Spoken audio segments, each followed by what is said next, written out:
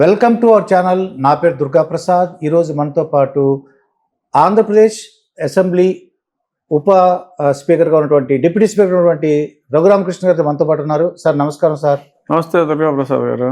అయితే సార్ ఇప్పుడు గరికపాటి నరసింహారావు గారు రీసెంట్గా ఈ ఉచితాల గురించి మాట్లాడుతూ చెప్పారు మాట అండి. అది విన్నారో లేదో లేదా సార్ చెప్పమంటారు? నేను వినలేదండి.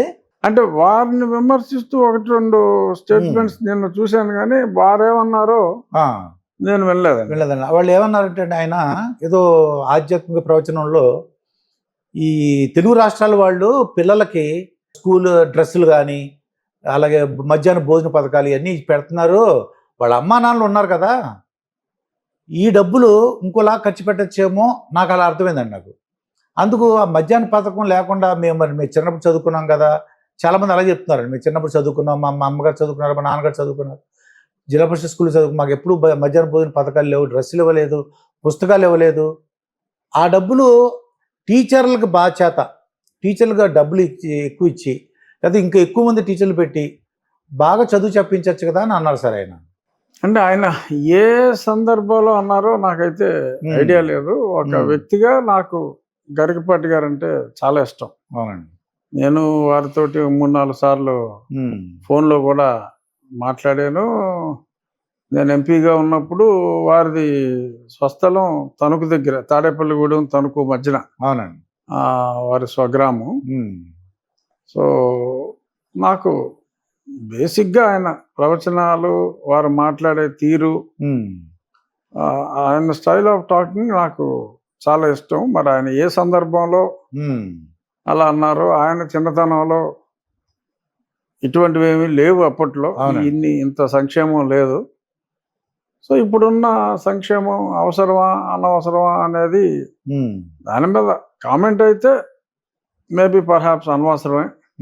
ఎందుకంటే ఒక యూనిఫామ్ అంటూ ఉంటే స్కూల్లో ఒక డిసిప్లిన్ అనేది ఉంటుంది, హెచ్చుతగ్గులు తారతమ్యం లేకుండా యూనిఫామ్ అనేది అది ప్రభుత్వమే సప్లై చేయటం.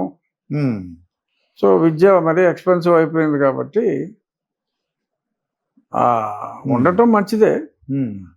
బట్ ఆయన ఏ కాంటెక్స్ట్లో అన్నారో నాకు ఐడియా లేదు. బట్ వ్యక్తిగా ఆయన అంటే నాకు చాలా ఇష్టం. ఆ డబ్బులు తీసుకెళ్ళి ఇంకో అనుకున్నాం, కానీ అంటే పనులు ఎక్కువైపోయిన టీచర్లు ఎంతమంది గుడ్లు తిన్నారు, ఎంతమంది గుడ్లు తినలేదు, ఎన్ని గుడ్లు పాడైపోయినాయి, ఇవి కూడా నోట్ చేసుకుంటారు పాపం. అంటే అవన్నీ టీచర్లు కాకుండా వేరే సోషల్ వెల్ఫేర్ వాళ్ళు ఎవరికైనా ఇస్తే బెటర్ అని అనుకున్నారేమో, నాకు తెలియదు. ఆ కంటెక్స్ట్ నాకు తెలియదు. అవునండి, ఆ సందర్భం అర్థం అలా. అవును, ఒక్కొక్కసారి సందర్భోచితంగా అర్థం చేసుకుంటే అర్థం వేరేగా ఉంటుంది. అవునండి. లేదంటే అపార్థం అదే మొక్క తీసుకుంటే అపార్థం ధ్వనించే అవకాశాలు ఎక్కువ ఉంటాయి. ఇప్పుడు అలాగే జరిగిందండి. అయి ఉండాలి. చూద్దాం సార్. అంటే అది ప్రభుత్వాలు తెలుగు రాష్ట్రాల వాళ్ళు ఓట్ల గురించి ఇస్తున్నారు, ఓట్లు అంటే ఆ తల్లిదండ్రులు ఓట్లు వేసేస్తారు అనుకుని ఇస్తున్నారు అని ఆయన ఉద్దేశం నేను అనుకుంటున్నాను. నేను ఇవ్వకపోయినా ఓట్లు వేస్తారు, ఇవ్వకపోయినా కూడా వాళ్ళు తల్లిదండ్రులు చూసుకుంటారో వాళ్ళ బాధ్యత కదా అని ఆయన అన్నట్టుగా నాకు అనిపించింది, నాకైతే పర్సనల్గా. సరే చూద్దాం సార్, ఇది అంతా ప్రజలందరూ ఎలా తీసుకుంటారో అని చూద్దాం. సార్ పౌరాణిక పాత్రలో ఎన్టీ రామారావు గారు, రంగారావు గారు, మూడో వ్యక్తి అంటే రాజు గారు, రఘురామకృష్ణరాజు గారు అనిపించింది సార్ నాకైతే. మీ అభిమానులు కూడా చాలా మంది అదే మాట అన్నారు. RRR రామారావు గారు, రంగారావు గారు, రఘురామకృష్ణరాజు రాజు గారు అలా పట్టుకొచ్చారు సార్. అండి ఎలా వచ్చింది సార్ మీకు? అంటే ఆలోచన ఎలా వచ్చింది అంటే చాలా భయపడతారండి ఆ పాత్రలు వేయడానికి. భీముడు కానీ దుర్యోధనుడు కానీ ఇటువంటి పాత్రలు వేయడానికి చాలా కష్టం. అంటే చిన్నప్పటి నుంచి నేను లాస్ట్ ఇయర్ దుర్యోధనుడు క్యారెక్టర్ వేసినప్పుడు నా లైఫ్లో మేకప్ వేసుకుని స్టేజ్ మీద నుంచోవటం ఫస్ట్ టైం. అసలు ఎప్పుడు అంతకుముందు ఒక చిన్న నాటకం కూడా కాలేజ్ డేస్లో కూడా ఎప్పుడు వేయలే. అంటే ఎమ్మెల్యేస్ అందరూ పార్టిసిపేట్ చేయాలి అని చెప్పి మా స్పీకర్ గారు అన్నప్పుడు మా చీఫ్ విప్ గారు, రాజుగారు మీరు కూడా కంపల్సరీగా ఏదో పాత్ర వేయాలి అని చెప్పి ఆయన ఇన్సిస్ట్ చేశారు.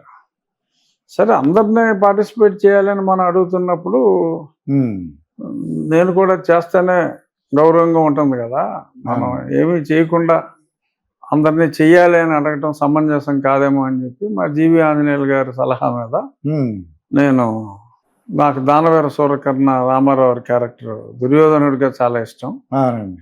అందుకని చెప్పి ఒక చిన్న బిట్ దాన్ని ఎంపిక చేసుకుని చేయటం జరిగింది. ఈ రెండోది భీముడు.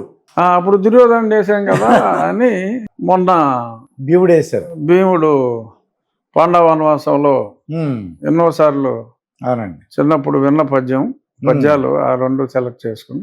జ్ఞాపకం ఉంది సార్, మర్చిపోయారు సార్ అది? లేదు మాకు గుర్తే. ఒక్కసారి అది అంటే మామూలుగా అంటే అక్షరం వేసుకున్నప్పుడు అది వేరు, అదర్వైజ్ పద్యం మామూలుగా పద్యం చెప్పగలరు కదా సార్? ధారుని రాజ్య సంపద మదంబున కోమలి కృష్ణ జూచి రంబోరు నిజోరు దేశమున నుండగా పిలిచిన ఈ దురాత్మ దుర్వారమదీయ బాహు పరివర్చిత చండ గదాభిఘాత భగ్నోరు తరోరు చేసద సుయోధనుని ఉగ్ర రణాగ్రనంబునన్. కానీ సార్ అది రియల్లీ గ్రేట్ సార్. అది వాళ్ళు నోరు తిరగాలి సార్. అది రియల్లీ మరి అన్నాళ్ళు ప్రాక్టీస్ చేస్తారు మనకు తెలియదు. కానీ నేను పెద్దగా అంటే నేను ప్రాక్టీస్ చేసింది అంటే మననం చేసుకున్నది ఒక 20-25 నిమిషాలు ఉంటుంది అంతే. నేను ఇంటి దగ్గర నుంచి అసెంబ్లీకి వెళ్ళేటప్పుడు, తర్వాత ఆ డ్రామాలో పార్టిసిపేట్ చేయటానికి అసెంబ్లీ నుంచి ఆ సెంటర్కి, ఆ కన్వెన్షన్ సెంటర్కి వెళ్ళేటప్పుడు సో మననం చేసుకున్నా. ఒకసారి జ్ఞాపకం తెచ్చుకున్నారు.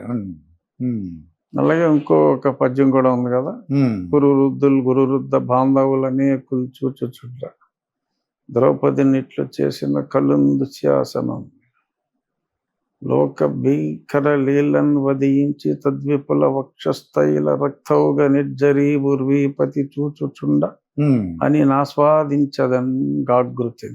కానీ అది మధ్యలో ఎక్కడ మర్చిపోతాం భయంగా ఉంటుంది సార్. కానీ అంతమంది చూసి భయం ఉన్నప్పుడు ఖచ్చితంగా మర్చిపోతాం. ఆ భయం లేదన్న, భయం ఉండకూడదు. అవునండి. మర్చిపోతామన్న ఆలోచన మీకు వచ్చిందా ఖచ్చితంగా మర్చిపోతారు. కరెక్ట్ అండి. అక్కడ ఎక్కడ ఇబ్బంది పడతాం అనుకున్నావా అయిపోయింది, బ్రేక్ అయిపోద్ది, దైత్యం ఎత్తిపోతుంది. కానీ మీరు వాళ్ళు చెప్తుంటే ఇక్కడ కింద చప్పట్లు ఏళ్ళు చూడాలంటే మినిస్టర్లు కానీ వాళ్ళ మినిస్టర్లలో అనిపించలేదండి. సీఎం గారు కానీ డిప్యూటీ సీఎం గారు కానీ. లాస్ట్ టైం డిప్యూటీ సీఎం గారు ఉన్నారు, మొన్న డిప్యూటీ సీఎం గారు లేరు. అదే లాస్ట్ టైం మొత్తానికి ఈ రెండు పాత్ర చేసినప్పుడు ఏమన్నారు సార్ వాళ్ళు చూసిన తర్వాత? వాళ్ళు అంటే బాగా చేసావమ్మా అన్నారు మా సీఎం గారు. డిప్యూటీ సీఎం గారు కూడా పవన్ కళ్యాణ్ అయితే మరి మొట్టమొదటిసారి ఉన్నారండి. ఉన్నారు, ఆయన నవ్వుకున్నారు. అంటే ఏం లేదండి, వాళ్ళు వేసే పాత్ర, ఇప్పుడు పవన్ కళ్యాణ్ గారు వేసే పాత్ర మీరు వేసేసారు అంటే ఆయన స్టైల్లో ఆయన ఉంటే చాలా బాగా చేస్తారు సార్. ఎక్సలెంట్. ఫ్యూచర్ లో కూడా మంచి మంచి ఏంటి సార్ ఇంకా అవకాశం. కృష్ణుడే నెక్స్ట్ రఘురామకృష్ణరాజు అయితే 20 కిలోలు తగ్గాలి. అలాగే సార్. ఇది ఇప్పుడు నవీగా మా రఘురామకృష్ణరాజు గారు ఆ కృష్ణుడు అనుకుంటాం. కృష్ణుడు ఇలా కూడా ఉండొచ్చు.